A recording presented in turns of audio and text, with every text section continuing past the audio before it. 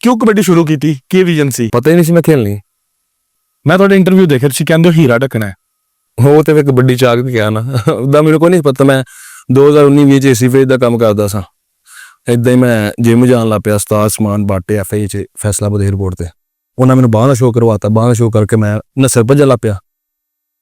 ਨੱਸਦੇ ਭੱਜਦੇ ਮੈਂ ਕਬੱਡੀ ਦੇ ਵਿੱਚ ਆ ਗਿਆ। ਬਸ ਇਦਾਂ ਹੀ, ਬਸ ਰੱਬ ਨੇ ਬਾਹਾਂ ਫੜਨੀ ਸੀ ਬਸ। ਪਰ ਮੈਨੂੰ ਇੰਨਾ ਯਾਦ ਹੈ ਕਿ ਮੈਂ ਮਤਲਬ ਆਪਣੀ ਫੈਮਿਲੀ ਨੂੰ ਕਹਿਣਾ ਸੀ ਕਿ ਘਰ-ਬਾਰ ਮੈਂ ਬਣਾਵਾਂਗਾ, ਮੈਂ ਆਪਣੇ ਭਰਾਵਾਂ ਨੂੰ ਕਹਿਣਾ ਸੀ।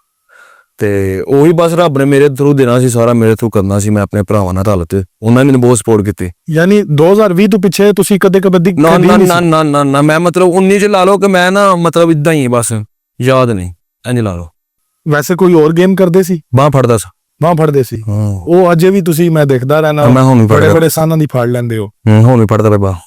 ਬਾਜ਼ੂ ਦਾ, ਯਾਨੀ ਉਹ ਸ਼ੌਕ ਸੀ ਤੁਹਾਡਾ, ਹਾਂਜੀ ਤੁਸੀਂ ਉਹਨੂੰ ਕਬੱਡੀ ਕਨਵਰਟ ਕੀਤਾ? ਕਬੱਡੀ ਚ ਮਤਲਬ ਆ ਗਿਆ ਮੈਂ ਇਦਾਂ ਹੀ ਫਿਰ।